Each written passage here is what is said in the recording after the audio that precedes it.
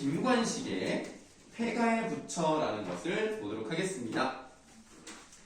김관식이라는 시인을 아마 처음 들어봤을 거예요.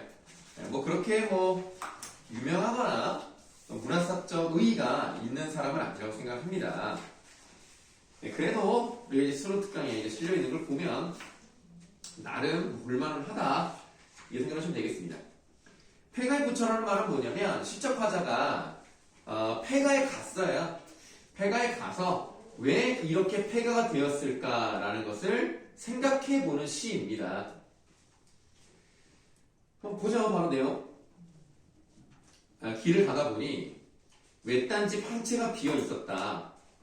이 집에 무슨 이 집에 연척이라도 되는 양이라고 되어 있는데 연척의 뜻은 나와 있어요.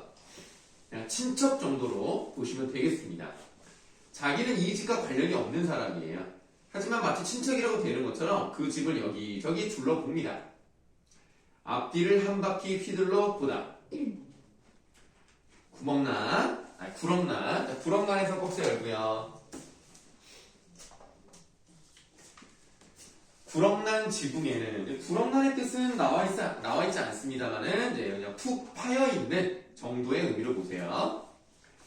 자, 푹 파여 있는 지붕에는 풀, 버섯이 같이 자라고 관리가 안 되고 있다는 거죠. 썩은 새의 뜻은 나와 있습니다. 오래되어 썩은 이영이라고 되어 있는데요. 우리가 그 초가집 같은 경우를 보시면 그 지붕이 날아가지 않도록 또는 이게 정비를 잘하기 위해서 이렇게 이영을 두릅니다. 그럼 이제 지붕이 날아가지도 않고 정비가 딱 잘 돼가지고 자리를 잘 잡게 된단 말이에요. 근데 그것도 관리가 안 돼가지고 썩어버렸어요. 그 썩은 이영 추녀 끝에 박쥐도 와서 달릴 듯하다. 먼지 낀 툇마루에 진흙 자국만 인 찍혔는데 도장이 찍힌 것처럼 그게 자국이 남았다는 거고요. 떨어진 문자 찢어진 벽지 틈에서 퀴퀴한 냄새가 훅 끼치고 물론 후각적 심상입니다. 물 있기 퍼런 바가지샘에 무당개구리 몇 놈이 얼른 숨는다 하고 이제 꺽쇠를 닫으시면 되겠습니다. 상당히 길었죠. 이제 무당개구리 어떻게 생겼는지 알아? 개구리인데 검은색이랑 빨간색이랑 이렇게 섞여 있는 색깔이에요. 그러니까 빨간 부분이 있고 검은 부분이 있고 뭐 그렇다고 합니다. 근데 그 무당벌레 있잖아. 무당벌레처럼 그런 색깔이 그렇게 돼 있어요. 그래서 무당개구리 몇 놈이 얼른 숨는다라고 되어 있는. 자, 이 부분은 우리가 지금 몇 줄이란 어쨌든 간에 우리가 지금 이제 90페이지로 되어 있는 부분에 나와 있는 부분을 다 읽었어요. 그래서 어떻게 하실 거냐면 여러분들이 주로 필기하고 있는 펜 말고 형광펜이랑 다른 걸로요. 여기를 이제 무당개구리 그 밑에를 쭉 그시면 돼요. 우리는 지금 이 시를 3개로 나눌 거예요. 그 중에 첫 번째 세트를 본 겁니다. 이 꺽쇠친 부분이 바로 이 세트 중에서 중요한 부분을 차지한다라고 보시면 되겠는데 이 첫 번째 세트에서는 어떤 얘기를 하고 있는 것이냐? 폐가의 모습을 여러분들 한번 맞춰봤으면 좋겠어요. 우리 지금 이 첫 번째 세트에서는 어떤 특징이 있는 것 같아요? 저에게 써드렸으니까 좀 느낌 좀 오지 않습니까? 어떤 거에 중심을 두고 있죠, 이 부분은? 모습. 자, 일단 모습이란 말이 나왔고, 뭐라고? 외적인 부분? 좋아요. 지금 이 부분은 폐가의 모습을 시각적으로 묘사한 부분이 많이 나왔어요. 자, 이런 것들은 우리가 읽어보시면 느낌이 오는데, 그럼 이 시각적으로 묘사한 게 줄을 이뤘다는 것은 거꾸로 말하면 뭐라고도 말할 수 있을까요? 뭐라고 했어요? 내가 밖에서 들은 말을 순간 줄 알았네. 시각적 묘사가 줄을 이루고 있다는 것은 거꾸로 말하면 뭐라고도 볼 수 있다? 이게 많으니까 뭐는 없어요? 그게 중요한 게 아니고? 신선하다?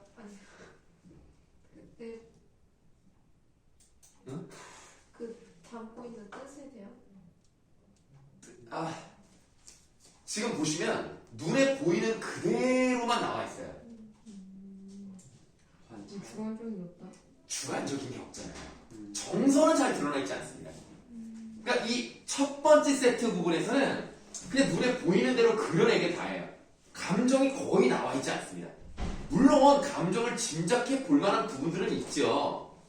예를 들면 뭐 박쥐도 와도 달릴 만한 정도로 많이 좀 무너졌구나 뭐 이런 거는 느껴질 수 있겠습니다만 직접적으로 그런 게 없어요. 그러면 그 다음에는 어떤 내용이 나올 거냐. 이제 오른쪽 페이지죠. 여기가 이제 좀 무슨 말인지 모를 수 있습니다. 그래서 이거를 선생님이 직접 말씀을 드리기보다는 여기 91쪽에 그 연구분 돼 있는 데가 있잖아요. 한 번 떠난 지 소식이 없고 거기까지 한번 읽어보시고 무슨 내용인지 한번 생각해보세요. 뭔 말인가? 어려운 단어들도 좀 있고요.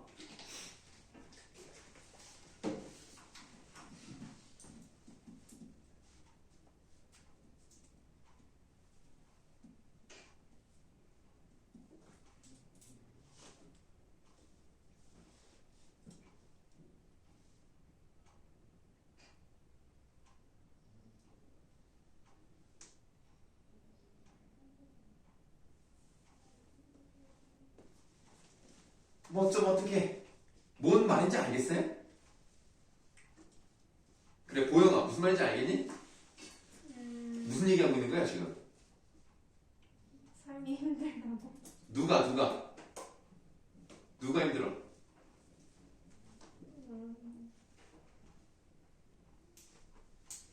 이 집에 살던 사람들.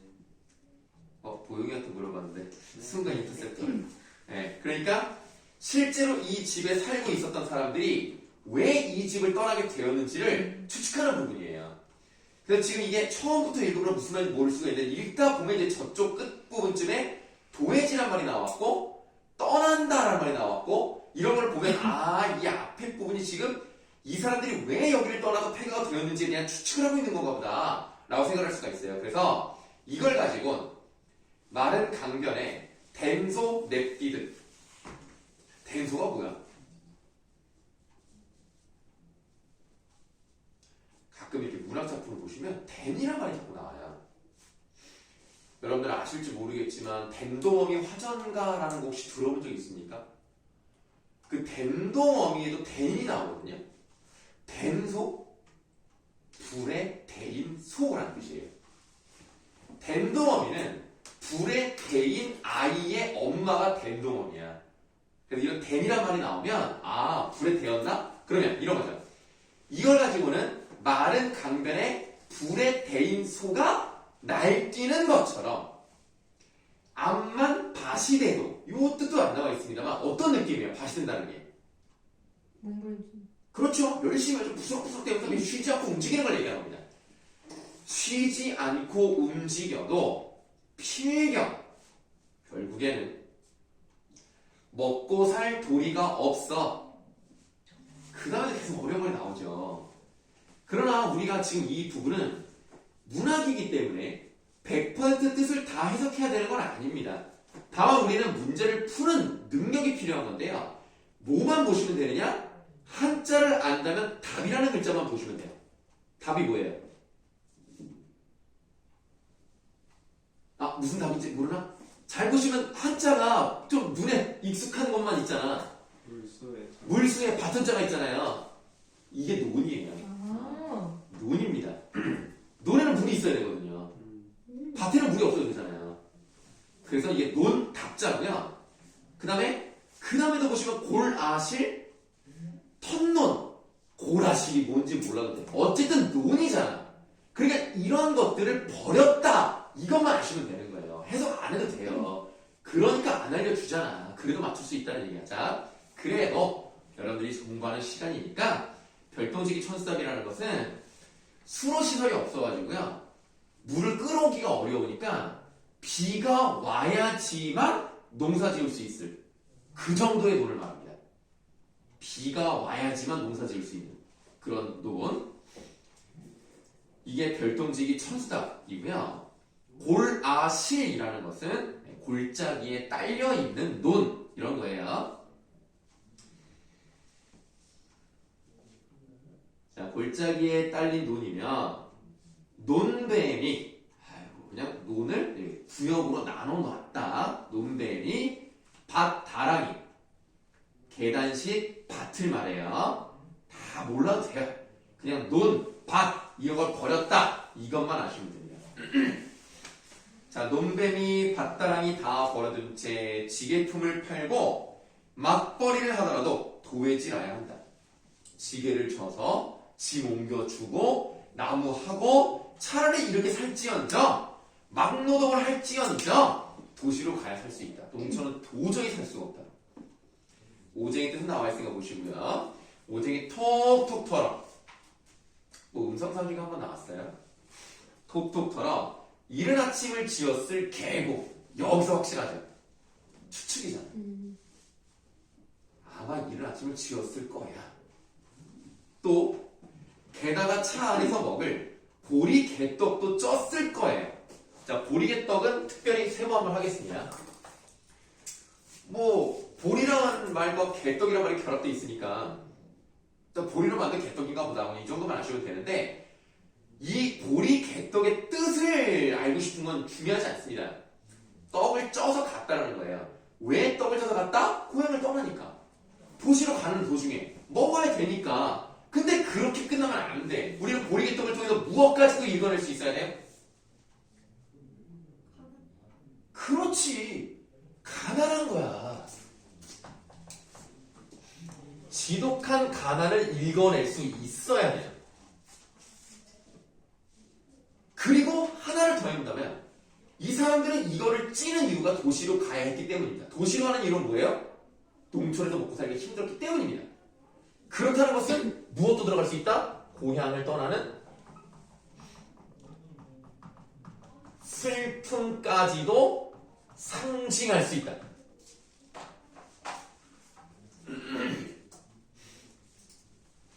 선생님이 이제 문학을 가르치면서 주로 자주 하는 말이 뭐냐면 그럴 가능성, 그럴 수 있다라는 말을 많이 해요. 왜냐하면 문학은 정답이라는 게 없거든요.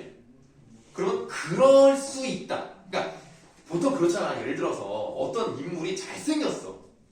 그래서 잘생긴 거는 객관적으로 말하는 건 어렵잖아요. 주관적인 판단이죠. 다만 예를 들어서 어떤 남자가 있는데 여자들이 봤을 때 100명 중에서 한 80명 정도가 잘생겼다고 인정을 한다. 그럼 잘생긴 거잖아요. 그러니까 그런 것들이 객관성을 띌 수는 없지만 주관적으로 그러하다면 그러면 정답으로 볼 수 있는 거죠. 그러니까 지금 내가 계속 뭐뭐 할 수 있다라는 얘기를 하는 것은 그게 답이라 라고 말하진 않습니다. 그럴 수 있는 겁니다. 그렇게 좀 생각을 좀 여러 가지 해보시는 게 좋고요. 보리 개떡도 쪘을 테지만 한 번 떠난 뒤 소식도 없어요. 어떻게 되는지도 몰라. 자, 여기까지 읽었으니까 다 여기 또 한번 줄을 쭉 그으면 되겠어요. 두 번째 세트까지 봤습니다. 그러면 아까 첫 번째 부분에서는 폐가의 모습을 시각적으로 묘사하는 게 나타났다면 이 부분도 뭐 딱히 어떤 정서가 드러났다고 말하기는 어렵습니다만 이 부분은 이런 내용이 나온 거죠. 폐가가 된 이유를 자기 혼자 추측해 보는 거예요. 이게 사실은 아닙니다. 뭐 아닐 수도 있어요. 하지만 자기가 봤을 때는 그런 느낌이 드는 거라. 그럼 그런 느낌이 드는 건 뭐예요? 농촌이 살기 힘들었다는 것을 밑밥으로 깔고 있다는 얘기죠. 그래서 그걸 하나 더 써볼게요. 어려운 농촌 형편으로 도시로 일하러 간 집주인.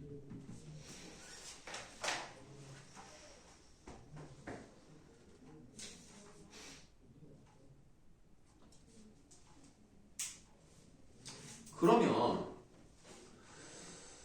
어떤 시가 좀 떠오를 수도 있거든요. 어떤 농촌이 쇠락하는데 아무리 농사를 지어도 비료값도 안 나올 바에야 다 던져버리고 마누라에게 맡겨버리고 그래서 그 제목이 뭐냐고 그러니까 농무. 그렇죠. 네, 그거랑 좀 주제가 비슷하다고 볼 수 있어요. 자, 그 다음 연우 가시겠습니다. 장독대 옆에 씨 떨어져 자라난 맨드라미 봉숭아 꽃도 피었네. 돌각담 한 모퉁이의 대추나무에 참새 한 마리 포르르 날아들어 심심파적으로 그러니까 심심한 것을 없애려는 모양으로 주인의 후일담을 말해주는 양 저 혼자 제재거리나 말고 간다. 오 제재가 나왔어. 문명 특급. 자 참새가 혼자 제잘제잘 가다 간단 말이야. 왜? 네, 알겠습니다. 이 제재 맞나요, 근데? 네. I자 맞아요? 맞아요. 알겠습니다. 자, 그래서 지금 이 참새가 사실은 아무 생각이 없겠죠. 그냥 혼자 와서 제잘제잘 거리고 있는 건데 그거를 이제 나는 지적하자는 그렇게 생각하는 거예요. 그러니까 저 참새를 봤더니 집주인이 떠났다는 걸 다시 한번 느낄 수가 있고 그렇다면 이 참새가 하는 역할은 뭐라고 볼 수 있느냐? 참새가 네모하시고요. 참새는 어떤 것을 강조하는 역할을 할까요? 집주인의 후일담을 얘기해주는 것 같은 느낌인 거야. 근데 집주인은 없잖아. 그 사람이 어떻게 된 것을 말해주는 것 같은 느낌이야. 그럼 참새는 뭐를 강조하는 표현일까? 어떤 소재라고 볼 수 있을까? 집이 비었다. 그쵸? 그렇죠? 이렇게 써볼게요.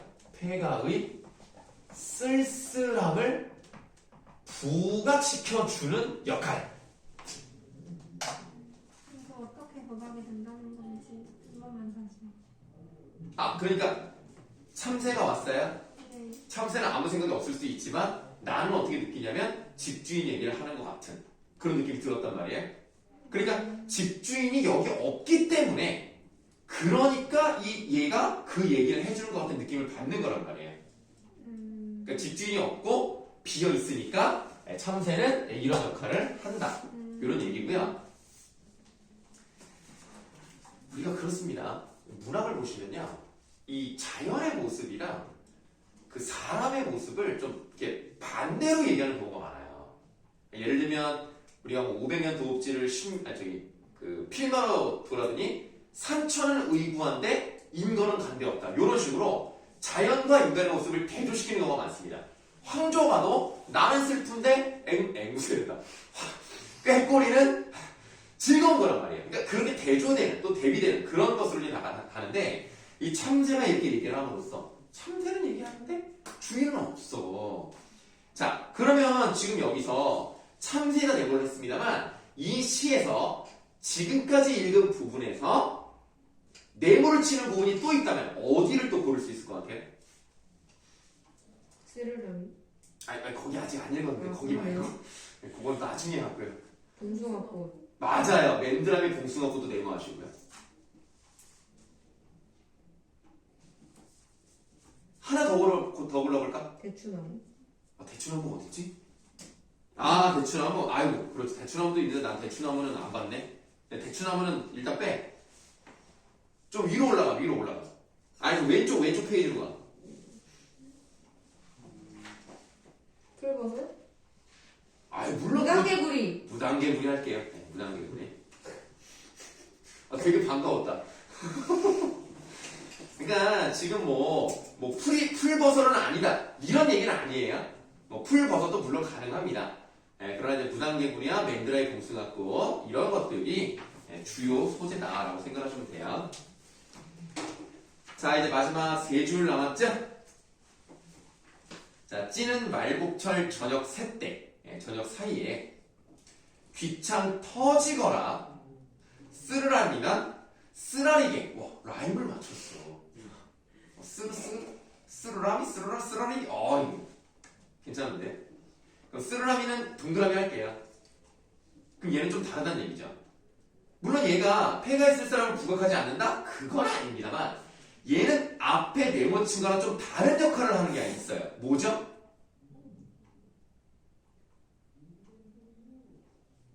얘는 좀 다르잖아. 그냥 어떤 배경으로 나타났다는 느낌이 아니라 주체적인. 좀 다르게 표현해볼까? 주체적이라는 것보다 운다. 이나 감정이 감정이입니다.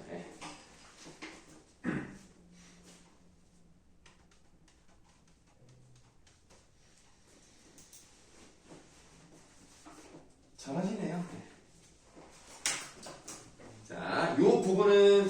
지금 두 개 시를 다 했기 때문에 여기는 이제 풀어오시면 돼요. 문제가 세 문제밖에 없으니까.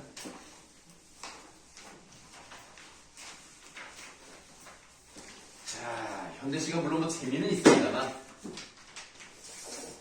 현대시가 벌써 끝났어요. 그 다음에 뭐가 나왔어? 고전성문 나왔어. 지금 여러분들 나눠드린 거는 고전 시간을 일단 뺐어요. 첫 시간부터 고전 시간 하면 여러분들 통할 것 같아가지고 일단은 뺐어요. 다음에 할 거예요, 다음에.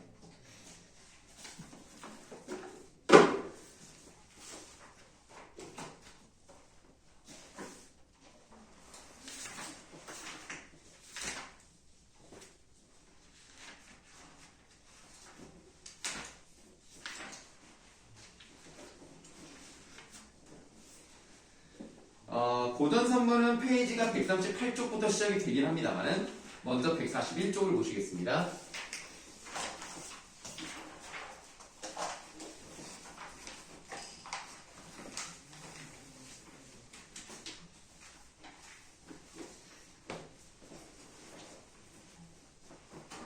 (141쪽에) 3번 문제를 볼게요. 보기 박스 밑줄. 소현성록은 가부장적인 가족제도가 확립된 17세기에 창작된 것으로 알려져 있습니다. 우리는 17세기 하면 근대 국어가 떠오르네요. 항상 머릿속에 그냥 넣어두세요. 어차피 여러분들 수능을 보더라도 문법은 할 거니까. 혹시 뭐 내년 모의고사 때부터 화작 선택할 사람은 없죠? 다 엄매하실 거죠? 네, 배운 게 있으니까 아까우니까 그냥 엄매하세요. 화작은 언제나 새로운 느낌이에요. 그러니까 뭐가 나올지 모르니까 엄매를 하는 게 여러분들 도움이 될 겁니다. 자, 이 작품에서 소현성의 가족 구성원들이 겪는 갈등은 소현성과 그의 어머니에 의해 해결되거나 새로운 양상으로 전개되는데 밑줄하세요. 이 둘은 모두 부모와 자식 간의 관계를 중시하는 유교사상 및 가정의 대소사는 남성 가장이 정한다는 남성 중심의 가부장적 가치관을 지닌 인물이다. 그 다음 읽어보겠습니다. 또한 황제의 딸인 명현 공주와 소씨 가문 사이에서 벌어지는 갈등 서사에서는 그 다음이 중요해요. 밑줄. 왕권보다 가부장적인 가족제도의 권위가 중시됩니다. 요게 좀 특이해요. 지금 여기서 보시면 어떤 말이 나왔냐면 황제란 말이 나왔어요. 근데 우리나라는 17세기에 황제가 없거든요. 그럼 배경이 어디예요? 중국이에요. 여러분들 왜 우리나라 고전소설에는요 중국 뭐 명나라나 청나라나 원나라나 뭐 가끔 송나라 왜 이렇게 중국을 배경으로 한 소설이 많을까요? 이건 뭐 그냥 뭐 대답 그냥 뭐 편하게 생각해보세요. 왜 중국이 많을까? 뭐라고 승우야? 네? 뭐라고? 아니야 말했잖아. 빨리 얘기해봐. 약간 그렇지 나오잖아 대답이. 이게 중국 소설이 많이 이때다 보니까 더 따서 약간 좀 벤치마킹? 벤치마. 약간 좀 그런 느낌인가? 그래 하경아 웃지 말고 네? 너도 한번 얘기해봐. 뭔가 느낌이 중국적이네. 뭐가요? 그냥. 그냥이 무슨 소리야? 근데 사대지 그게 제일 어울리지 않아요, 중국이? 아니 우리나라를 사대주의 느낌. 느낌을 따오는 게 뭔가 사대주의 사대주의 때문에? 그게 배경적으로 많이 남아있지 않아요, 쌤? 아니 우리나라를 배경으로 해도 되잖아. 재미가 없어. 왜 우리나라 무시야? 일단은 뭐 여러 가지 이유가 있을 수 있겠어요. 근데 그냥 우리가 현대적으로 한번 생각을 해볼게요. 이 조선에서는요, 일단 중국이란 나라는 대국입니다. 대국. 뭐 규모도 크고 더 발전돼 있죠. 힘도 세고. 우리가 지금으로 따지면 예를 들어서 드라마를 찍는데 미국 로케이션을 가는 거야. 그럼 사람들이 어때? 요즘 애들은 하도 해외를 많이 봐서 관심이 없나? 우리 때는 해외 로케이션을 와! 막 이랬거든. 내가 그랬을 때, 야, 미국 가서 찍어서 미국 가서 막 이러면서. 그러면 뭔가 관심을 갖고 봅니다. 여러분들 옛날에 조인성, 하지원 주인공 그 주연의 발리에서 생긴 일이라고 혹시 알아요? 이름만 그 진짜 발리 가서 촬영한 부분이 있거든요. 아, 그건 명작입니다. 그 조인성 우는 거 알아요? 전화하면서 이거? 네. 아, 진짜 명작이고요. 그 발리에서 생긴 일이 왜 명작이냐면 일단은 연기를 잘하는 건 없어요. 솔직히 뭐 그냥 조인성, 하지원은 연기 좀 하지만 조인성하고 소지성은 뭐 그렇게 연기를 잘한다고 생각 안 하는데 일단은 해외에 대한 얘기가 나왔고 그 조인성이 뭐 연기를 아주 잘하지 못하지만 나름 열심히 했고 그리고 마지막 이거 얘기해도 되나 마지막? 그리고 나중에 이거 내가 스포한다고 막 이거 괜찮나? 네. 비극으로 끝나요. 비극도 그냥 비극이 아니라 이거 참 마음이 아프네. 원래 하지원이 조인성을 좋아해. 근데 원래 항상 하잖아. 조인성은 재벌 가고 하지원은 돈이 없어. 얼마나 반대를 하는지 몰라. 특히 조인성 엄마가 김수미야. 김수미가 그렇게 하지원을 막 그냥 욕을 해대면서 그냥 저런 년이 어쩌니 뭐 가난하고 막 그지 같은 애가 무슨 막 이런 거 하니까 결혼을 못해. 근데 소지섭이 하지원을 좋아해. 소지섭은 그지야. 미안해. 아니 소지섭은 가난해. 미안해. 내가 너무 이입을 해버렸네. 너무 거기서 좀 그렇게 나와. 그래서 이 둘의 처지는 비슷해. 그러니까 둘이 되는 게 어떻게 보면 현실적이야. 근데 소지섭은 하지원을 좋아하는데 하지원은 소지섭을 완전 좋아하진 않아요. 여전히 마음은 조인성한테 있는 거야. 그런데 현실이 가로막고 있으니까 그게 안 되니까 결국 소지섭이랑 결혼을 해서 발리로 가요.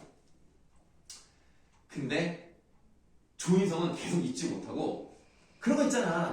결국 나를 버리고 뭐 딴 남자랑 뭐 결혼했다. 그래서 총을 들고 가. 그리고 걔를 막 쏴. 쏴서 소지섭은 한 방에 죽어버려. 네? 대사도 없이 조인성이 와서 하니까 놀래가지고 이러고 있다가 총을 그냥 죽고 끝났어. 소지섭은 그렇게 끝나. 뭔 논리? 하지원은 총을 맞았는데 원래 주인공 계속 말을 하잖아. 총을 맞고 막 얘기를 해. 그래서 이런 말을 해. 마음을 주지 않은 건 저의 마지막 자존심이었어요. 이렇게 하는 거야. 조인성이 그 말을 듣고 미치는 거야. 나를 좋아했었던 건가?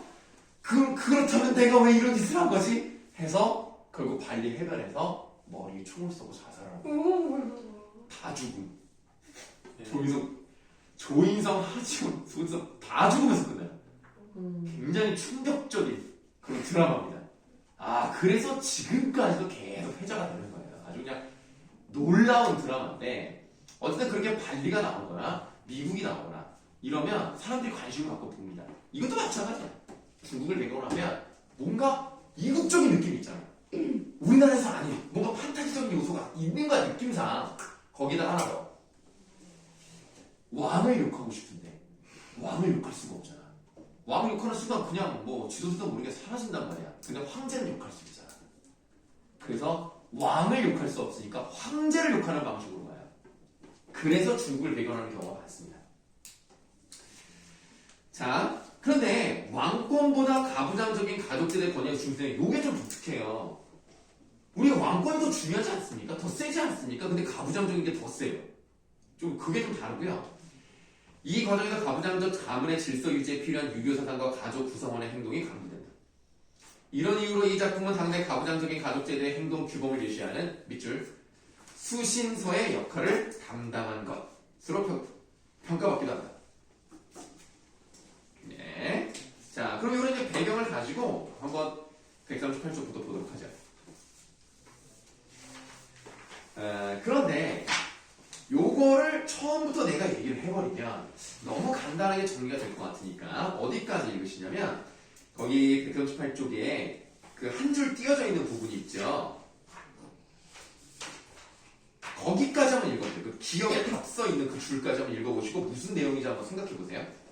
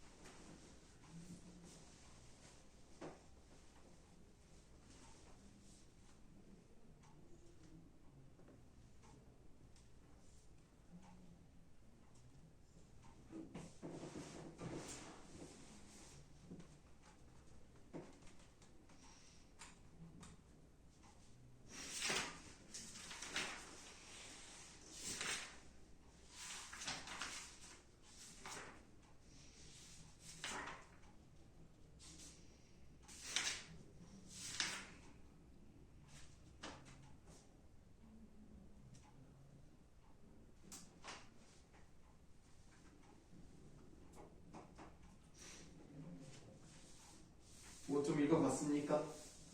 일단은 고전 산문 같은 경우는 인물 간의 관계를 파악하는 게 제일 중요합니다. 자, 정윤아, 뭔 내용인 것 같아? 그러니까 승상 공주가 승상의 명령 때문에 잡혀가지고 화내는 내용. 그럼 승상하고 공주는 무슨 관계인 것 같아요? 공주랑 화인 거. 뭐라고요? 공주랑 아버지랑 아버지? 약간 가족 관계. 뭐 그건 맞는데 아버지는 아니고 시아버지. 시아버지예요. 시아버지. 네. 그러니까 며느리죠, 공주가. 지금 승상과 공주가 무슨 일인지는 앞에는 안 나와 있기 때문에 어쨌든 둘이 앞에 어떤 일 때문에 굉장히 갈등이 심하다. 그래서 이 승상이 감옥에 가둬버려요. 물론 이제 사옥이라고 해서 개인 감옥입니다. 공식 감옥은 아닙니다. 그걸 가둬놓는 그런 내용이 나옵니다. 그러니까 그것 때문에 이제 황족이 또 나서면서 아니 어떻게 내 딸을 이렇게 할 수가 있어? 이렇게 또 하는 경우가 있단 말이에요. 그래서 이게 황권, 그러니까 황족의 어떤 그 권한하고 이 개인이지만 가부장적 제도에서 가장 높은 사람, 이 둘의 권력이 충돌할 때 어떻게 되는지를 이제 볼 건데요. 이게 처음에 무슨 내용인지 좀 알기가 어려워서 이런 부분을 좀 잘 정리를 해야 결국 이제 문제를 푸는데 도움이 되는데. 그럼 보영아, 이 승상의 이름이 뭐야? 뭘 것 같아?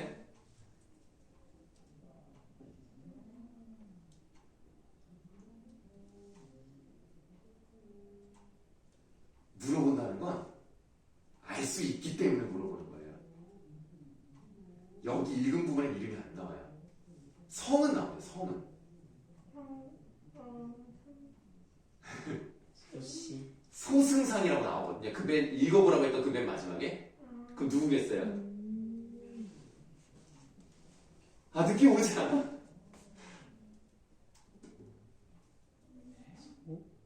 소씨 성을 가진 승상이라니까? 승상은 지금으로 따지면 약간 총리급이에요. 굉장히 높은 사람이에요.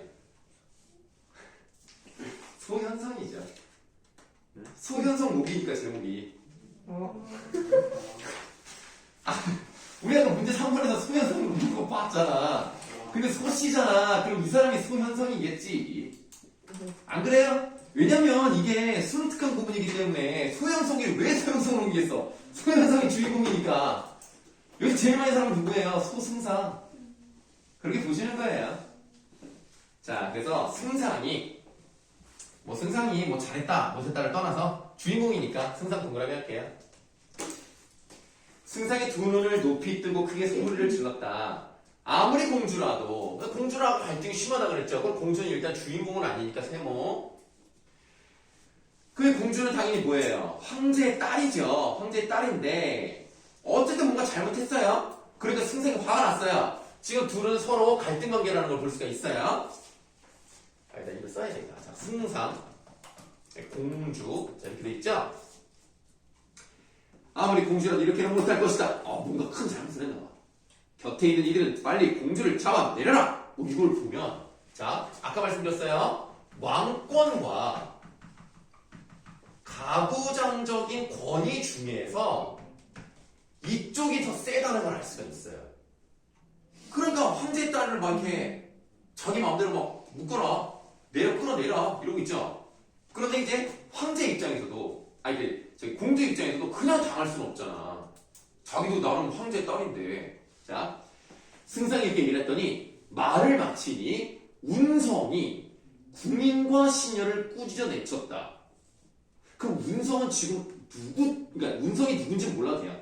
일단 운성은 누구 쪽입니까? 공주.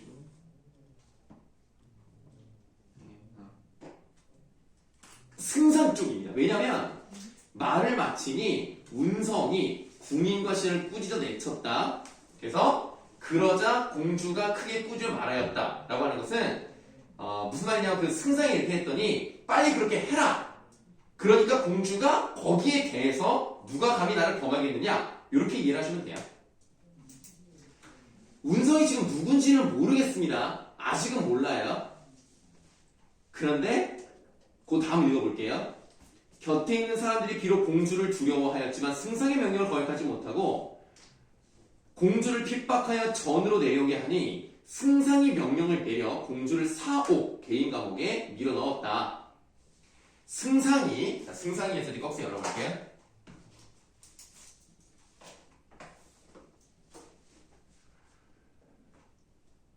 승상이 즉시 붓과 벼루를 내어와 상소를 짓고 곧장 묘당이 조정 정도로 해석을 하시면 됩니다. 조정으로 들어가 먼저 형부상서 반명의를 불렀어요. 형부상서가 어떤 거랑 관련된 사람이겠어요? 가족 간에 지켜야 돼. 그러면 사람을 담당하는 그러니까 현대적으로 보면 어떤 그 정부 부처랑 관련돼 있습니까? 법무부. 그렇죠, 법무부 쪽이에요. 그래서 형부상서, 그러니까 법무부 장관 정도로 보시면 돼요. 형부상서 반역이를 불러 시아버지를 모욕한 것과 관련된 내용을 법전에서 알아보라고 그랬어요. 웃기죠? 다음, 예부상서 오문상을 불러. 그러니까 예부는 정확히 지금으로 말하기 좀 어렵긴 한데 각종 예식, 뭐 이제 제사 이런 거랑 관련된 그런 행사랑 관련된 거라서 뭐라고 해야 되지? 뭐 행정안전부라고 해야 되나? 어디라고 해야 되냐? 문화체육관광부인가? 정말 좀 이상하다. 어쨌든 뭐 그런 거예요. 예부상서 오문상을 불러 며느리가 시아버지를 섬기는 예와 시아버지가 며느리를 대접하는 법을 알아오라고 하였다. 그러면 가족 간의 문제까지도 이렇게 법전에 있다는 얘기는 그만큼 어떤 가부장적인 질서가 사회에 크게 작용하고 있었구나. 이걸 알 수 있는 거예요. 가족의 문제까지 법전으로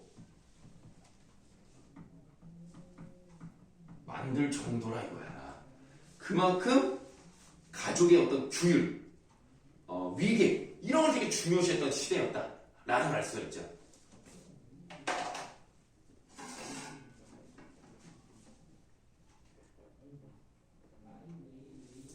자, 한편으로는 집을 다스리지 못한 채로 운성을 잡아 감옥에 넣고 운성이가 잘못했대.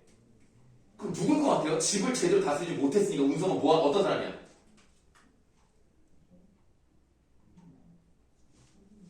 이게 어렵긴 해. 이게 너무 설명이 잘 안 돼 있어. 물론 이거를 몰라도 문제 푸는 데는 크게 상관없을 수 있습니다만 알면 좋겠어요.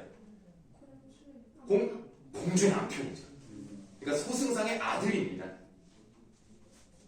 그러니까 집을 제대로 다스리지 못했다고 표현을 하는 거예요. 공주가 저렇게 막 경거방동을 하고 어디 시아버지 앞에서 막 이렇게 하느냐.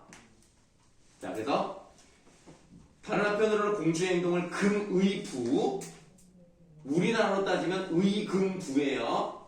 현대적으로 따지면 어떤 데죠? 교정본부. 교정본부라는 게 좀 이상하다. 그냥 뭐 검찰청 이런 느낌이에요. 자, 금입으로 적어 보내고 또 상소 하나를 올려 공주의 모습을 진술하여 죽이고자 하는 뜻을 알렸다. 이거 굉장히 충격적이요. 그렇게 잘못을 했나? 어떤 잘못을 했길래 그러지? 봅시다. 황제가 표문을 보시고, 표문은 상소문이고요. 표문을 보시고 크게 놀라 급히 부황후와 상의하였다. 자기 아내랑 이제 얘기해. 부황후가 크게 노여하며 말하였다. 필부 소경은, 여기서 소경이 누구예요? 소승상. 어떤 사람이기에 나의 공주를 이렇게 핍박하여 업신여깁니까? 황제가 말하였다. 황후는 노여하지 마십시오. 소경은 앞에 이렇게 각진가로 할게요. 소경은 위호당 대신으로 주도권을 잡아 위험이 침의 바로 아래에 있습니다. 닫으시면 되겠습니다. 그러니까 이 승상을 함부로 하지 못하는 이유가 나와 있다고 보시면 돼요. 황제 바로 밑이야. 그러니까 함부로 할 수는 없어. 태자와 여러 왕들이라도 마음대로 처치할 것인데, 그러니까 여러분들 이제 황제는 사실 이제 중국 전체를 다스리는 사람이 맞습니다만 모든 것을 다 직접 다스리지 않아요. 그럼 밑에 뭐가 있어야 돼요? 예를 들면 뭐 회장의 모든 걸 다 하는 거 아니잖아요. 사장도 있어야 되고 밑에 뭐 지점장도 있어야 되고 이러지 않습니까? 그러니까 여기서 왕이라는 것은 이제 각 어떤 지역을 다스리는 애들이 있단 말이야. 근데 그런 여러 왕들이라도 마음대로 처치할 것인데 하물며 공주가 또 갑진간호 하시고요. 공주가 그 스라에 있으면서 방자하게 시아버지를 모욕하고 지아비를 죽이려 하니 하고 닫아보세요. 지아비가 뭐죠? 남편이죠? 무슨 일이 있었는지 모르겠지만 이거 진짜 큰일이네. 시아버지를 모욕하고 남편을 죽이려고 했단 말이야. 이게 이제 두 번째 이유가 되겠습니다. 딸이 잘못한 거야. 딸이 잘못했어. 그 죄가 가볍겠습니까? 모름지기 공주를 살리고자 하신다면 좋은 말로 소승상을 위로하는 것이 좋을 것이며 만일 예에 거기서 갑진가로 예에 맞지 않게 노여우면 반드시 소승상과 운성과 공주를 모두 죽이고 스스로 죄를 청할 것입니다. 닫으면 이게 세 번째 이유가 되는 거예요. 그러니까 만약에 여기서 황제 쪽에서 조금 세게 나갔다? 그래? 그러면 나는 아들도 죽이고 공주도 죽이겠다. 그리고 내가 그 죄를 받겠다. 그렇게 나오면 어떻게 해? 그러니까 이거 함부로 못하는 거야. 이거 완전 미친놈이네. 광기네, 광기 이거. 이럴까봐 걱정돼서 이제 함부로 못하는 거죠. 소승상은 예사 신앙받지 않으니 가볍게 여기지는 못할 것입니다. 드디어 8왕을 불러 나가서 소승상을 타이르라고 하시고 답서를 내려 말씀하셨다. 사실은 이 글 전체를 읽어도 8왕이 누군지 정확히 나오지 않기 때문에 그냥 말씀을 드릴게요. 8왕은 왕 중에 한 명이에요. 근데 황제의 친척입니다.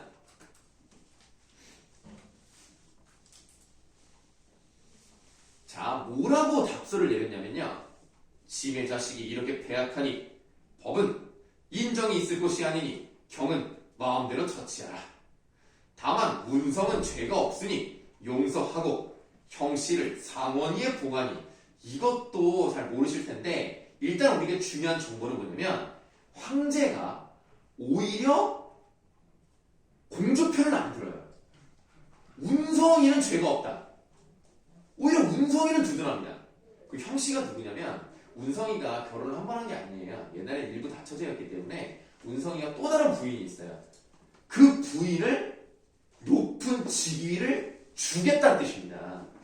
그러니까 공주가 뭐 죽든 말든 뭐 나는 말 안 하겠다. 대신에 운성이 죄 없고 운성이 다른 부인 잘해줄게. 약간 이런 느낌이란 말이야. 그래서 조금 이렇게까지 해야 되나라는 생각이 들긴 하는데 어쨌든 형씨를 상원이를 봉하니 이전과 같이 하지 말고 공주는 국법으로 다스리라. 그러니까 이거죠. 사사로이 처분하는 것과 나는 그렇게 하지 않겠다.